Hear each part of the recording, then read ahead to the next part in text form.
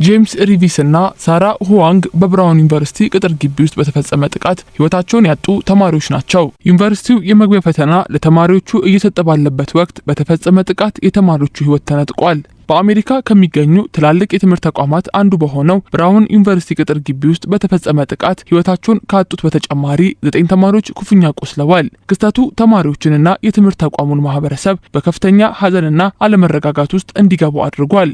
በዩኒቨርሲቲው የምህንድስናና ፊዚክስ ትምህርት በሚሰጥበት ህንጻ ላይ የተፈጸመው ጥቃት የአሜሪካንን የትምህርት ተቋማት ደህንነትን አስመልክቶ ወሳኝ የሆኑ ጥያቄዎችን አስነስቷል። የፕሮቪደንስ ከተማ ከንቲባ ብሬንት እስማይሊና የብራውን ዩኒቨርሲቲ ፕሬዝዳንት ክሪስቲና ፓክሰን የሟቾችና ተጎጂ ተማሪዎችን ቁጥር እንዲሁም የደረሰውን ጉዳት ማረጋገጣቸውን ሲኤንኤን ይፋ አድርጓል። ጥቃቱን ያደረሰው ግለሰብ ከ40 ጊዜ በላይ ተኩሷል የሚለው ዘገባው ጥቃቱን ያደረሰው ደግሞ በአሜሪካ የጅምላ ተኩስ ለመፈጸም በብዛት ከሚጠቀሙበት የጦር መሳሪያ አንዱ የሆነውን የእጅ ሽጉጥ ነው ብሏል። ፖሊስ ባደረገው ምርመራ ጥቃቱን ፈጽሟል በሚል ቤንጃሚን ኤሪክሰን የተባለ ግለሰብ በህግ ቁጥጥር ስር ያደረገ ቢሆንም ባደረገው ተጨማሪ ምርመራዎች ተጠርጣሪው ከጥቃቱ ጋር እንደማይገናኝ በማረጋገጥ እንደለቀቀው ዘገባው አክሏል። በዚህም ይህ ዜና እስከተጠናከረበት ሰዓት ድረስ ጥቃቱን የፈጸመው ግለሰብ እስካሁን በቁጥጥር ስር አልዋለም። ኢኮኖሚክ ታይምስ በዘገባው የብራውን ዩኒቨርሲቲ አስተዳደር ጥቃቱን ተከትሎ ለሰዓታት የጸጥታ ማስጠንቀቂያ ሰጥቶ የነበረ ሲሆን ቀሪ የመጨረሻ ፈተናዎችና ሌሎች የመማር ማስተማር ሂደቶች ለጊዜው መቋረጣቸውን ይፋ ማድረጉን አትቷል።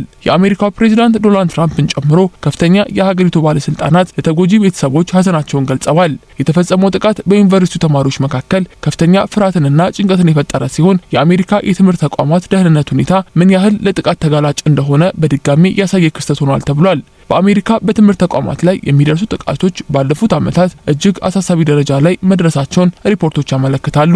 ከቀደሙት ዓመታት ጋር ሲነጻጸር በ2024 የጥቃቱ አጠቃላይ መጠን በትንሹ ቢቀንስም የጥቃት ተጋላጭነት ግን አሁንም እንደቀጠለ መሆኑን ያሳያል። ከአውሮፓውያኑ 1999 እስከ 2004 ባለው ጊዜ ውስጥ ከ100 ተማሪዎች መካከል 19 ያህሉ ትምህርት ቤት ላይ ባነጣጠሩ ጥቃቶች ተጋላጭ መሆናቸውን የወጡ መረጃዎች ያስረዳሉ።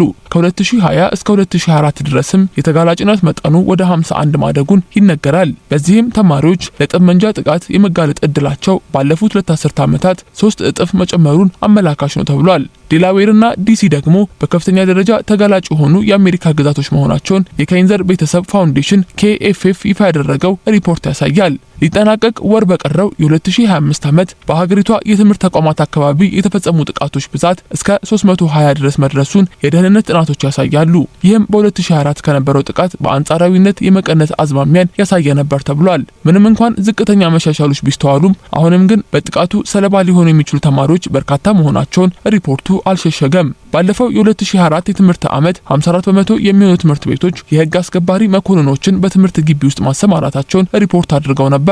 የደህንነት ባለሙያዎች በርካታ ትምህርት ቤቶች የደህንነት ስጋት ግምገማ ፕሮግራሞችን መተግበር መጀመራቸው እንዲሁም የህግ አስከባሪዎችን ማሰማራታቸው ጥቃቶችን ለመከላከል እያገዘ መሆኑን አንስተዋል። በሁለቱም ዓመታት በዋናነት ጥቃቱ የሚፈጸመው በእጅ ሽጉጥ መሆኑ የጦር መሳሪያ ቁጥጥር ፖሊሶች ላይ አሁንም ክፍተቶች መኖራቸውን ያመለክታል ተብሏል። በአሜሪካ የህዝብ ደህንነትና የጦር መሳሪያ ቁጥጥር ከፍተኛ ውዝግብ ውስጥ የገባ ጉዳይ ሲሆን በተደጋጋሚ የሚከሰቱ ጥቃቶች በሀገሪቱ የደህንነት ስርዓት ላይ ያለውን ክፍተት በእጅጉ አጉልቶ አሳይቷል ተብሏል። የፌዴራል መንግስቱ መቀመጫ በሆነው ዋይት ሃውስ በር ላይ የፖሊስ መኮንን መገደልና ከፍተኛ የደህንነት ጥበቃ በሚደረግባቸው አካባቢዎች ጭምር የጦር መሳሪያዎች በቀላሉ ተደራሽ መሆናቸው ችግሩ እንዲባባስ ማድረጋቸውን የዘርፉ ባለሙያዎች ያስረዳሉ። በአሜሪካ ከጊዜ ወደ ጊዜ እየደረሱ የሚገኙ ጥቃቶች መበራከት ሀገሪቱ በጦር መሳሪያ አጠቃቀምና አያያዝ ላይ ያላትን ህጎች መለስ ብላ እንድትቃኝ ያስገድዳታል ሲሉ ባለሙያዎቹ አጽንኦት ሰጥተዋል።